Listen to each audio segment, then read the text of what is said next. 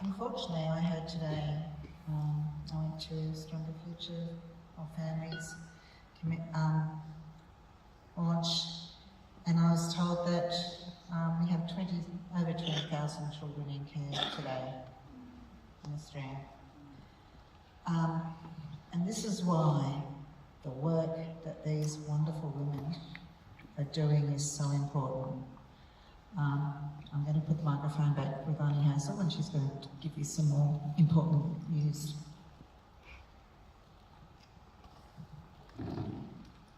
As of last week, legislation now stands that any child that is in out-of-home care can be forcibly adopted out without consent of families that have been there for 2 years.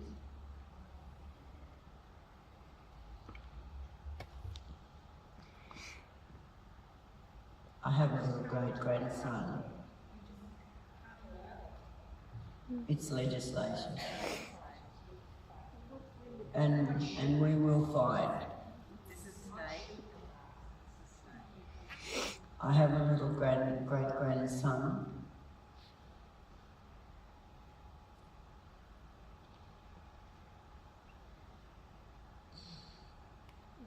That is in out-of-home care. And he comes into that time frame where he can be adopted out. Those adoptive parents have the right to take away any knowledge of Aboriginality to that child. They have the right as adoptive parents not to let us know where they are. They can change that child's name, and they can certainly move anywhere in the world. To date, I think it's about 16 Aboriginal children that have already been adopted without consent of their families. This is something that we as Grandmothers Against Removals are fighting very, very strongly to have abolished. My own daughter fought for 7 years. But there are a lot of babies out there that have the right to come home. They have the right from birth to know who they are, where they come from, and where they're going in life. They have a right to know about their heritage, because if we can't teach them, that's not something you can read in a book or watch a movie and feel connected if it's not how you've been grown. One day, I will be my grandchildren's ancestral footprint. And I want them to know and be proud of who they are. I had the most wonderful mother that ever walked this earth. She was very strong. And she taught me how to stand up. And I teach my daughter. She teaches her daughters.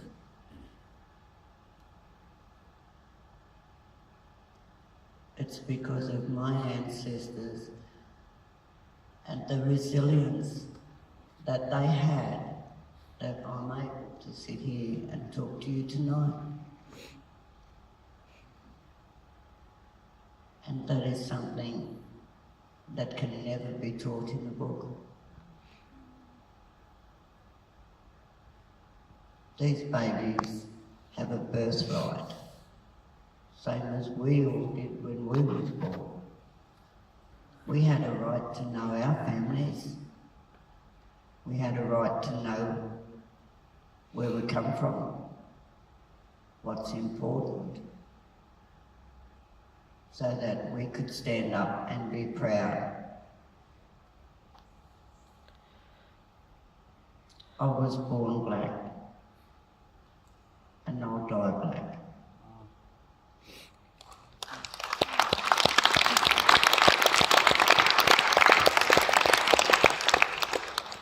Helen, would you like to fill us in?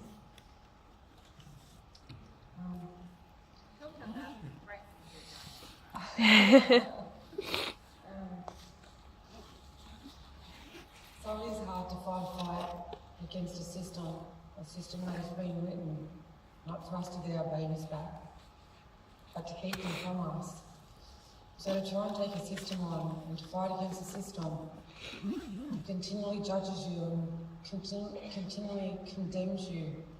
They don't put support into place for us. They don't give us no direction, and they don't give us no support.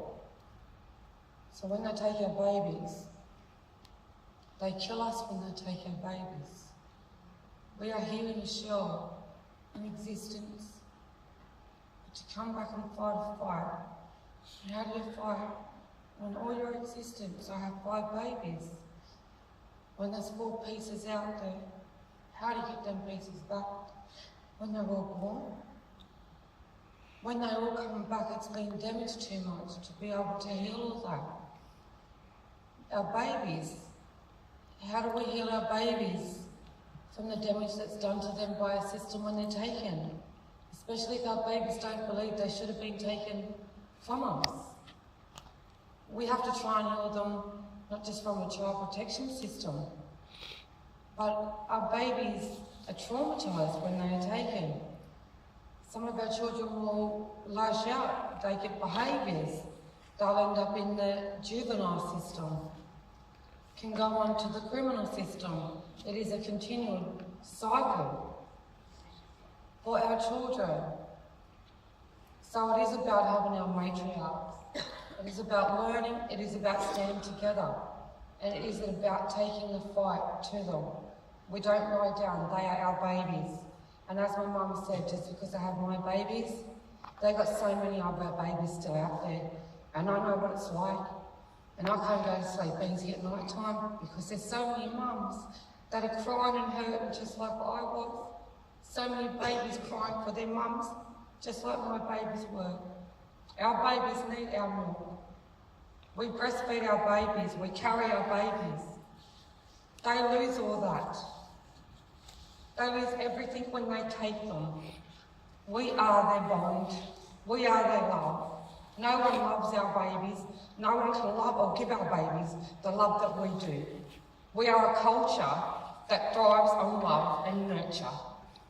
And that is something a system will never ever understand and will never feel and never know.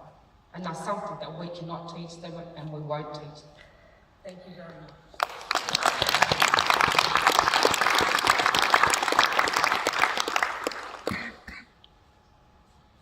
Well, like I said, I come from the Northern Territory, and I heard a person say one day that the Territory is a toxic state, and I take it on that. So I come from a toxic state. Back in the 80s, I worked for welfare. I'd done investigation. Later on, I went to ACCA, and then I started. I was on the board, Child Protection Board. One of the things that's not changed is our foster parents or our Aboriginal parents who are taking care of our babies don't get the support they do. And that's something that hasn't changed since I was working back in the 80s.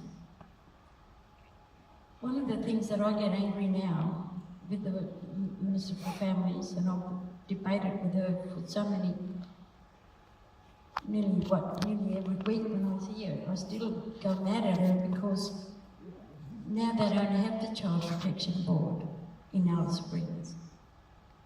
They don't have the Child Protection Board in Tennant Creek.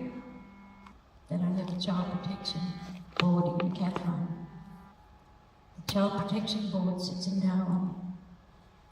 The people who's assessing and reviewing any cases don't know who's who in Alice Springs or who's who in Tennant Creek, Catherine.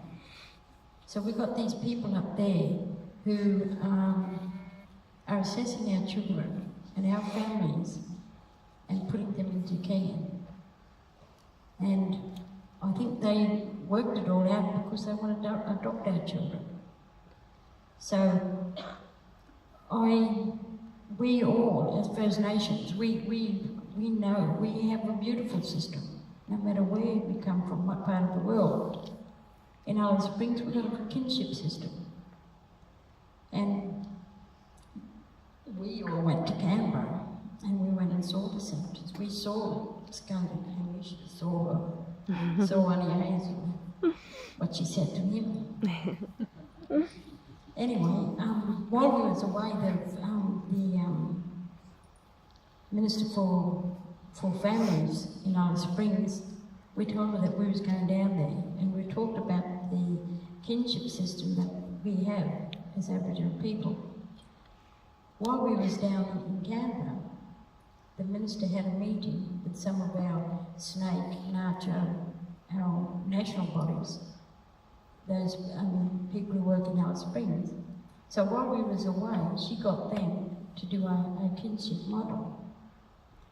And when we came back, we went back to see her, and I said, because one of my niece works for Snake, and she said, why don't you come along, Aunt, because we're going to put this model together on kinship.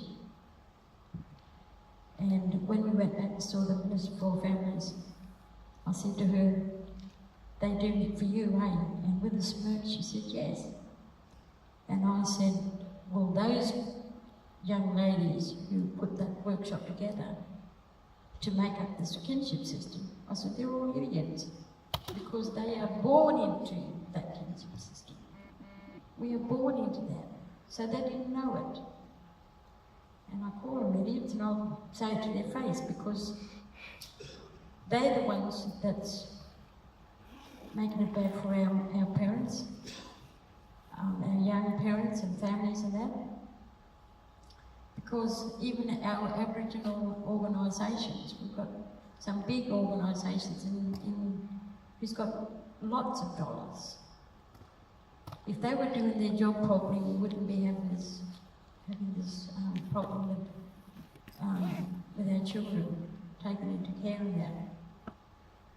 There is a lot of groups that's out of home care, and our babies and our young youth are being taken care of by Africans, by white people, by gay people.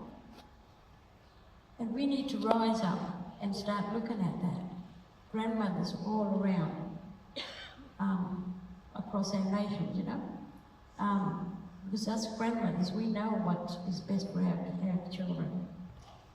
Helen and I done a trip up the Northern Territory. We drove to each state, each communities. One of the, my cousin was saying that we do, they have screen our own family to look after children. So we tell facts who are the best carers in this community. They don't take that into consideration. They remove the child, take them into Alice Springs, and my cousin was saying, they can go for months before they come back with another forms for them to sign. In the meantime, our children are being taken away from their communities in these out-of-home cares. Some of the carers are drug addicts. You can smell the dope on them. Some of them are drunk, and the kids tell you this. So we report this. We're assessing all the time, but nobody's taking notice of us. And one of those children who are losing their culture, their tradition, and the language,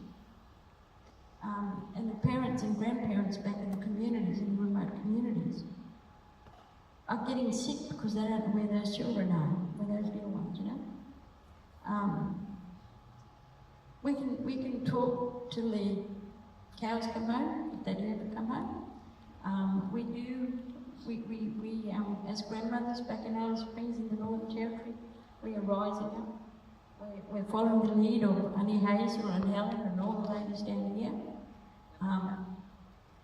And we will continue to argue with the Minister for Families. We will continue to argue with those people in care. But what I'd like to challenge is our Aboriginal organisations who get all this money. They've got to stop putting white bums in Aboriginal identified positions.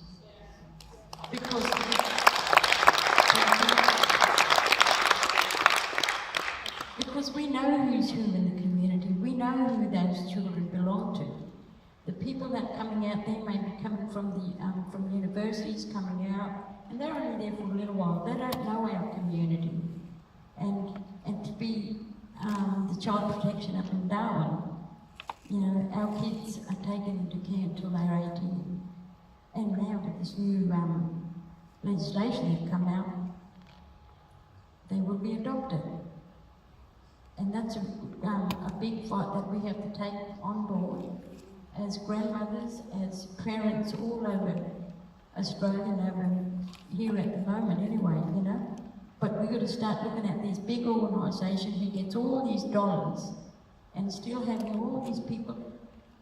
I tell you, I've worked in Alice Springs and it's not going to change while we've got these white people working here. I'm not a racist person, but we've got to start looking at healing our community and our kinship that we have, and our culture.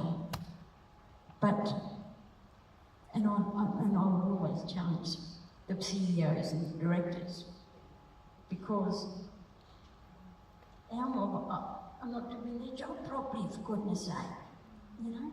Yeah, and I will always challenge those CEOs and directors.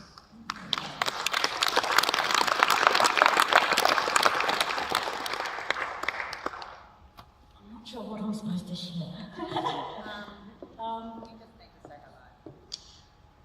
Well, my story is I was taken when I was 8, placed with white people, Church of England people, so I grew up in a church. Not that I've carried that life on. But my granddaughter came in welfare when she was about 5, 6. She's now 14. So I've had her for 5, 6 years. Because of our family issues and the breakdown in our family because of stolen Jen. The youngest of 16.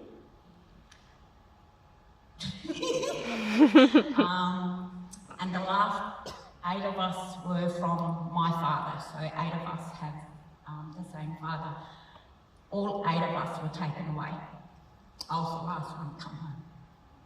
And that was only because they lifted the records in 1974, something like that. Mum was able to actually walk into docs and ask them for her records and find out where her children were. I was the last one to come home because I was the hardest to find, because my name was changed.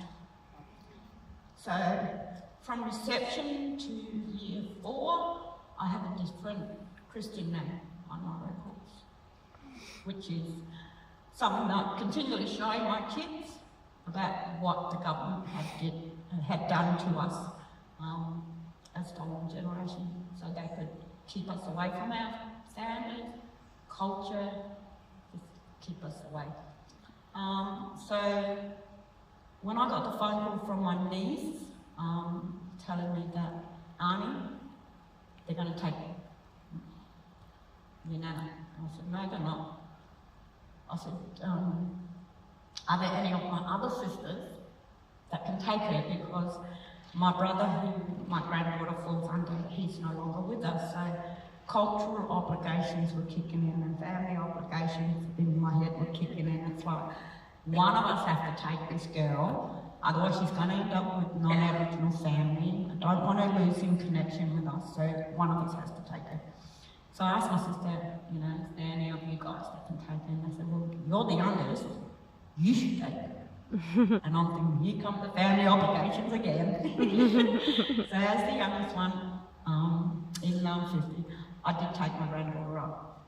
So she's been with me for the last 5-6 years, and through that she's been able to keep up her culture, keep up her connection with family, and keep up connections just in community. So, you know, she comes to all the events that I go to.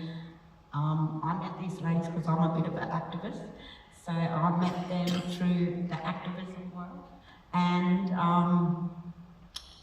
we've just continued that. But I think that, you know, the universe works in mysterious ways, and I think that these ladies were put into my world because of what I'm doing, looking after my granddaughter in South Australia, and we didn't really have a movement there that was around the grandmothers, so they kindly asked me if I would support them and do work in South Australia for them.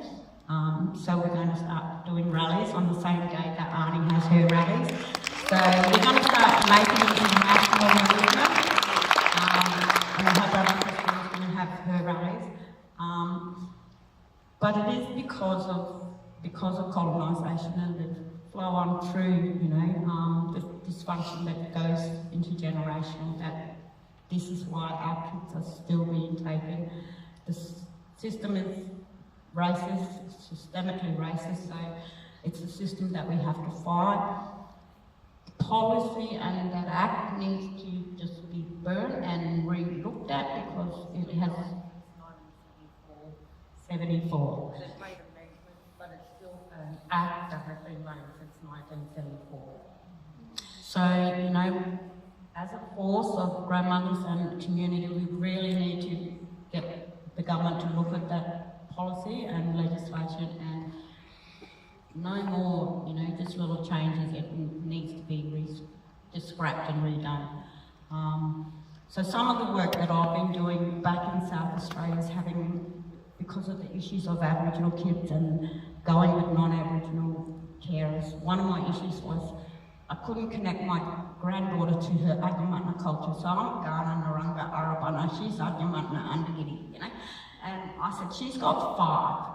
If she was to go with a non-Aboriginal family, how would they connect her to 5 clan groups? When as an Aboriginal woman, I'm struggling to connect her to 1.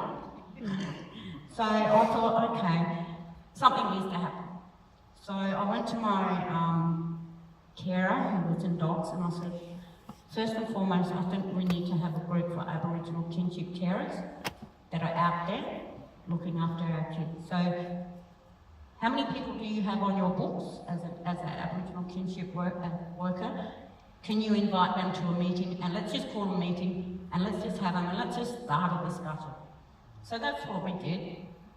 And we've been meeting around the table now for 2 years, talking about issues. We have docs there as our secretariat, and any issues that the women or the carers bring to the table, we chuck them straight up the end of the table and tell them to go and sort it out and bring back an answer by the next meeting. We also, through this group, are getting the Premier of South Australia to come and sit around with us so we can talk about child protection, because I have asked the Child Protection Minister to come and she has not. So I've said, okay, you won't come. I'll just go to the big boss that we've got in South Australia, who is also an Aboriginal Affairs Minister. So he wears 2 hats. So I sort of went around her, asked him, he's actually keen to come. I have his PA, email, direct mobile, everything on my phone. So I said, next time I will let you know, so we get him there. So we're having people like that come around and listen to us. We also want to be advisory for any other workers or people in docs that have issues that don't know. They can come and ask us at our little advisory group. So we do that, but I also said we also need to keep our kids connected to culture because not every kid is connected with the same grouping. So you might have another kid who's connected with me, who's a gardener, I don't know. So why don't we have some camps? So this is some of the work that I've been doing over the last 2 years, and I'm actually going to present tomorrow about it. So today is probably my practice run at presenting. So thank you very much for being a kind audience. So we've been running cultural camps. So I pick a location, and most of this is the cultural stuff. So I have a lot of input in the cultural stuff that comes into the camp. So docs more or less just pay the money, bring their workers and volunteers. But I sit around the table and organise, and I bring in the cultural aspect. So I will go say, we should go here. So the first year we ran a camp, we went down to Camp Kura. And it's the country of the Ngarrindjeri people. So we sat there for 2 days and we learned about Ngarrindjeri culture. And that was everyone. So I have family in Ngarrindjeri, but some of the stuff that they taught I had never heard. So to me that was really interesting. So some of the kids actually connected with family there and didn't know that they would connect. So the camp brought out family connections. We introduced food, so we had a kurong mullet and things like that. And it was made specifically for Aboriginal